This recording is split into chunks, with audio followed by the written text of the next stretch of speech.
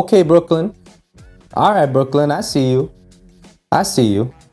And what I mean by that, everybody, what I mean by that, and I'm gonna be clear, is that we got Brooklyn. And am I being a delusional Raptors fan? Am I being some kind of delusional, happy-go-lucky, oh, my team's gonna win the next one kind of fan? No. If you guys go listen to my previous takes, I know a little bit about basketball, and I break down the game in the sense that there are pros and there are cons to everything. Tonight, there were way more pros, if you watch the whole game, than there were cons that I saw from our team. And the reason we lost was because Brooklyn was killing us from three. And James Harden, who was 0 of 7 at the time we tried to make a push and cut it to 6 when Brooklyn had us in a 10-point stranglehold for a minute. You know, they had us for quite a bit there. In that fourth quarter, right after the half, they took over. We had a good first half. Great first half, actually. Scotty got into foul trouble early, though, in the third. And that was a turning point because he's a big part of what we're trying to do. He changes the game when he's in there. Pascal was back today and I'll get to him. He had a great game. I loved what I saw from P Skills. He was on a minutes restriction, but I'll get to him. We came out flat in that third quarter. For whatever reason, it wasn't like Brooklyn was going crazy on defense. We were getting good looks. Gary Trent Jr. caught fire in the third to help us, hang around. We took a 7-point lead into the first half. We shook Brooklyn. Our defense was crazy. We were giving them problems. James Harden hadn't made his first three until the fourth quarter when it mattered most. And yes, he's a superstar. And yes, that's what they do. And that's what they get paid the big bucks for. But regardless, we held him. Usually they're on fire for all quarters, I know James Harden likes to feel out the game a little bit and then go off. But regardless, if you go ask him, he'll tell you, yeah, they gave me a lot of problems, man. If they were hitting shots, this would have been a much closer game and it could have gone either way. And that's facts. Gary Trent Jr. went on his own little 10-2 run, actually, in that third quarter to keep us, to keep us in it. And to bring us back, in fact, right into a tight one. We were within striking distance because of Gary. He picked up the heat. He tried to match the superstars on the other team. Unfortunately, we just couldn't drop any shots that we usually have been making. The same looks we've been making in our win streak. And this happens.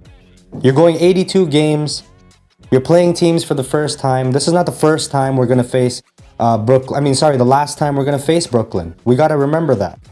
So there's nothing to be down about or to start writing articles about and saying that, the Raptors are now, they've met their match and, they can't run with the upper echelon boys because we beat Boston. And those are supposed to be top teams in the East, no? We beat the Knicks. We beat Boston. We've beat teams in the East that are supposed to give the Nets a run for their money. So why the fuck can we not do that? And pardon my French. But it's true, isn't it? And another thing about Gary Trent Jr., he's worth every damn penny. He's worth every damn penny. He is such a factor this year. And that $57 million that we signed him for, that's a great contract. He's leading the league in deflections and steals. He's up there for me for DPOY, the way he's been running. If he sustains this, he's up there for me for DPOY, and I'm sure for a lot of y'all as well. Now, Brooklyn superstars heated up at the time that they needed to, the most. Right when we cut it to 6, Harden, of course, makes his first 3 of the game. We miss our opportunities on the other end. A couple of threes by Svi and Pascal. We're supposed to make those, but we missed them, and that's what I mean. On other nights, those are looks that we don't miss, and y'all know that. So it's early in the season, and I'm not just here trying to say, it's okay. Like I said, I'm a real believer in this team and what we're trying to do. And we must remember that despite our early success, because yes, we've had some great wins so far and some close losses, some heartbreakers like Cleveland the other day, and this one is also sort of a heartbreaker because I had this circled on my calendar as our first real test, and you know what? We passed it. I'm not going to say we failed it because you can do the right things in a game, all the right things, and oh boy, we did that defensively. There were some hiccups. There were some times defensively where we misread coverages and matches, and there were some mismatches created. There were some easy buckets by Brooklyn at times. Yes, there's some confusion on defense when you're playing with with a team that is just reintegrating a superstar, an all-star in Pascal Siakam, who's just coming back from a labral tear surgery, which is a major injury, right? And he played 25 minutes in this one, Pascal did. Pascal played fantastic. He had 15 points.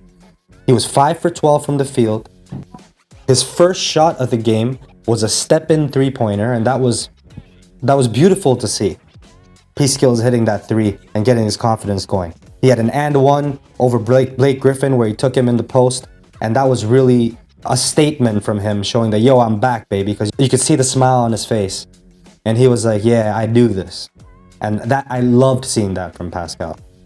He also had 4 boards and an assist in this one, and that was great to see. And we know Pascal's good from the line. He made his free throws. And I'll tell you what, I'm so psyched that Pascal's back. Yeah, we lost in the first game. But remember, guys, we're trying to re-assimilate somebody back into a system. He's still going to have some growing pains as well because, first of all, his conditioning is not up to par because he just came back. But you know what? He was pretty decent tonight. And I'm sure he's going to, just like everyone else on our team, they learn fast. We got to admit, we are fast learners. When we get punched, we punch twice as hard the next game, if y'all have noticed.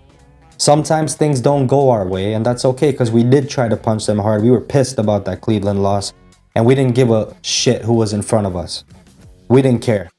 Scotty Barnes didn't care early in this game at all. If he didn't get into foul trouble, he was so aggressive. That's why he got into foul trouble, and that's okay. He's a rookie. Allow it. Because the next game, he won't be in foul trouble. And the next game, we're going to win against Brooklyn, and I'm calling it right now. Or it'll be close enough for us to have 10 times more respect, or the American media rather, to have 10 times more respect for the Raptors after they chuckle at the fact that, oh yeah, Brooklyn easily, you know, after they mumble and just say, oh yeah, Raptors are okay, but Brooklyn, you know, you can't go against James Harden and Kevin Durant. They combined for 59 points in this one and da-da-da. Okay, yeah, the narrative is going to be that fine. But at the end of the day, the Toronto Raptors have a future. The Brooklyn Nets are a now team. Let them have their fun right now. Whatever people say right now, one ear and out the other, bro. That's what it is. Straight up, fam. I'm not even capping. That's it. Y'all already know the Raptors are going to be an upper echelon team.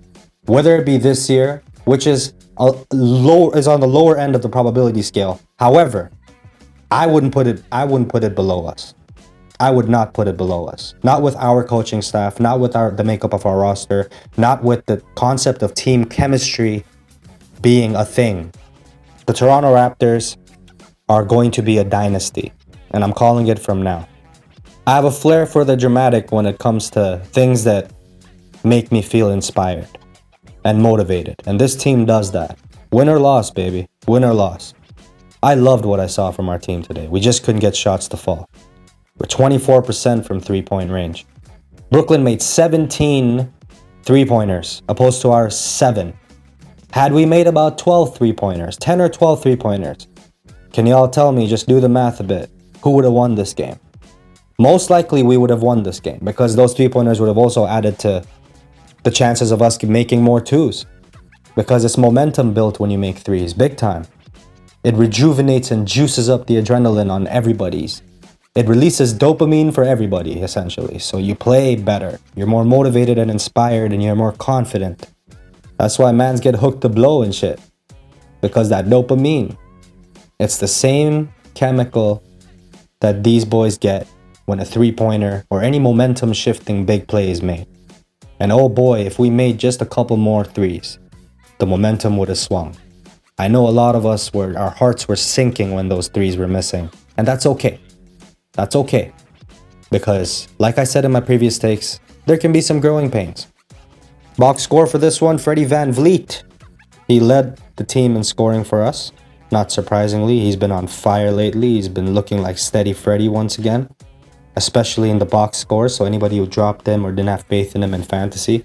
I know a lot of y'all were complaining. By the way, Sunday Sleepers is dropping tonight. Just so you know. and it's going to have some nice little tips in there for you fantasy-wise, so y'all can gain an edge in your fantasy basketball leagues and earn that moolah if y'all are playing for money, which I know a lot of y'all are. So definitely stay tuned for that one. By the way, I am part of Basketball Zone now. If you are new, do like and subscribe to both channels.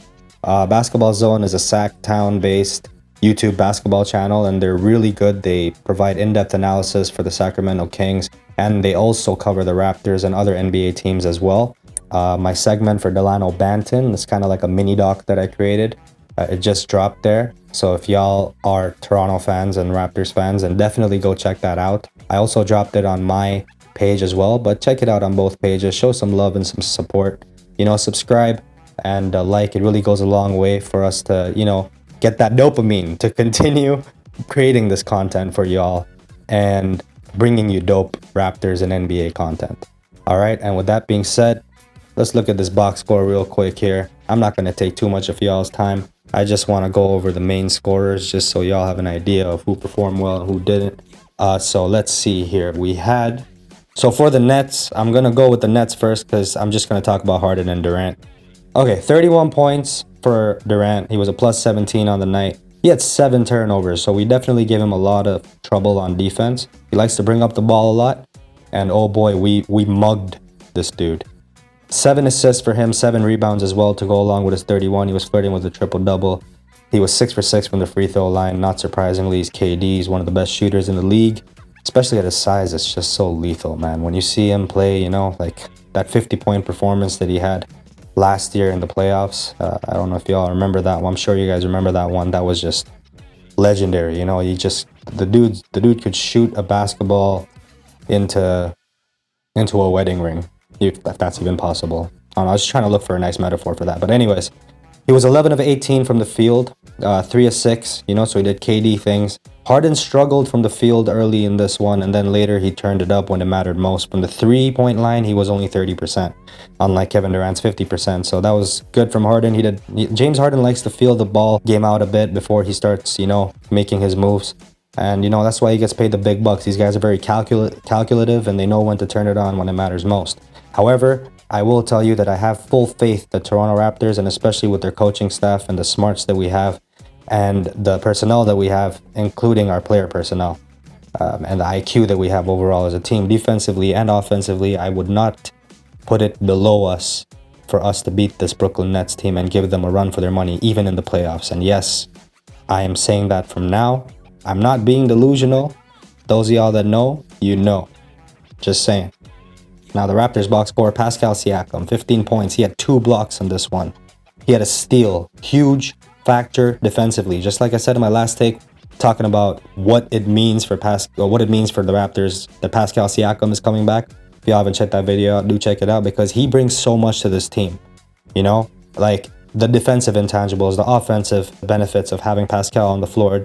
And he looked a lot more comfortable out there, especially knowing that his team does have his back. You know, it was key for us to be at least a winning team when he comes back. So it doesn't mean that he has so much pressure on him to do something. You know, he's just building on the successes that we've already had as a team. And that's really important for Pascal's mentality, you know, coming back. It's going to keep it healthy. And the less pressure he has, the faster he's going to get back to the piece skills that we know. Regardless, he looked like it out there today. He was on a minutes restriction. He only played 25 minutes, and that was important for his appropriate adjustment to returning to full-time minutes. Upon his return, he was a 5 for 12 player tonight from the field, you know, almost 50%. 1 of 3 from three-point range. That's going to improve. I'm sure of it. You know, I'm sure that his three-pointer is going to improve. 4 of 5 from free throw range. That was good. Really, really good from the line. Of course, Pascal has always been efficient from the line. He had an offensive board. He had 4 boards altogether. He had a steal and once again 2 blocks in this one. That's just amazing defensive impact from him. Scotty Barnes played an amazing game defensively as well. 5 steals from him. He had 4 assists, 6 rebounds. If he didn't get into foul trouble early, he definitely would have played 35 plus minutes, 37 minutes or so. And that would have been huge for us because once again, he really does impact the game. Especially being a rookie, it's huge. He's such a steal. Rookie of the Year candidate for me. I know he struggled a little bit in this one. But I'm going to tell you right now, for me, he's the shoe-in for Rookie of the Year. You know, as long as Cade can remain healthy, then it's going to be a race.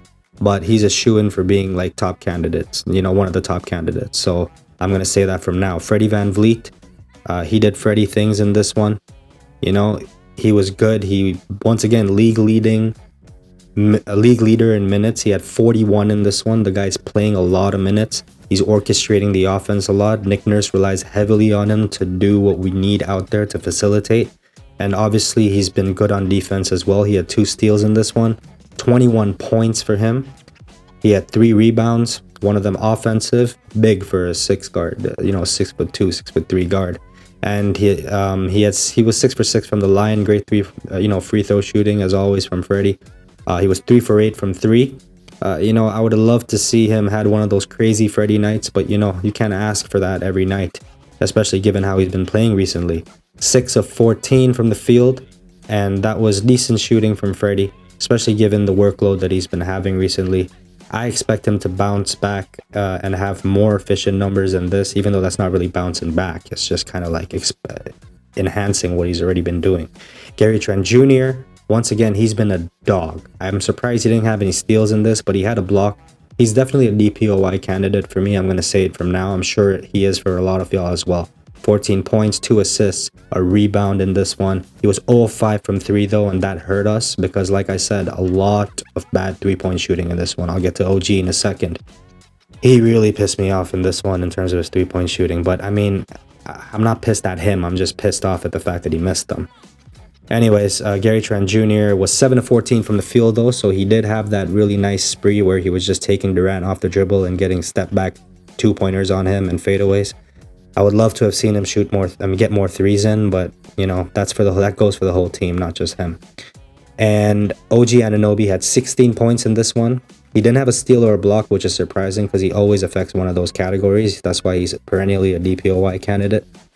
Rebounds, he had 8 of them, 1 of them offensive. That was good. 3 assists from him. 1 of 6 from the 3-point line. Super dookie, like I said earlier, but that will improve because OG has been shooting a lot more efficiently recently.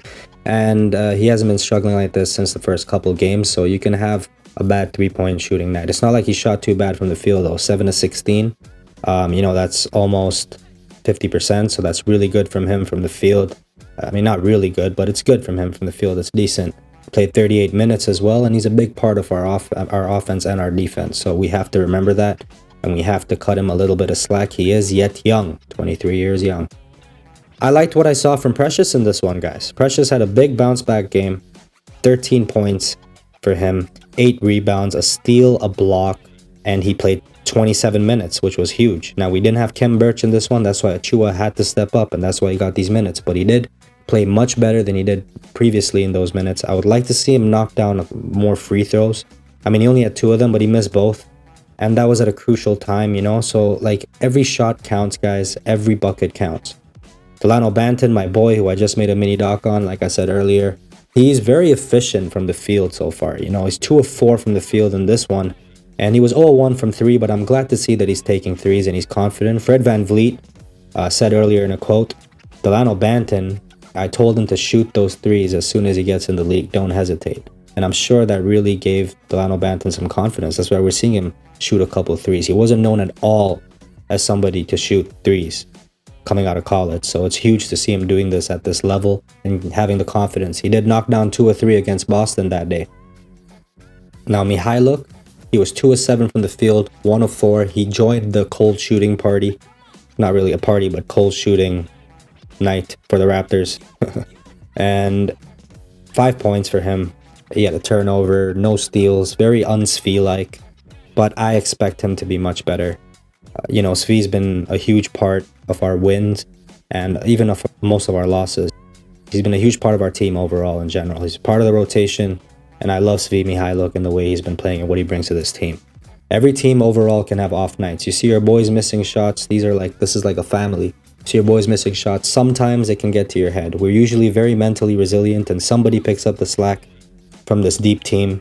All right, so like I said, guys, nothing to worry about. I don't want to ramble on further and take your time. We lost this one to the Nets, but we do have a huge streak coming. I smell it.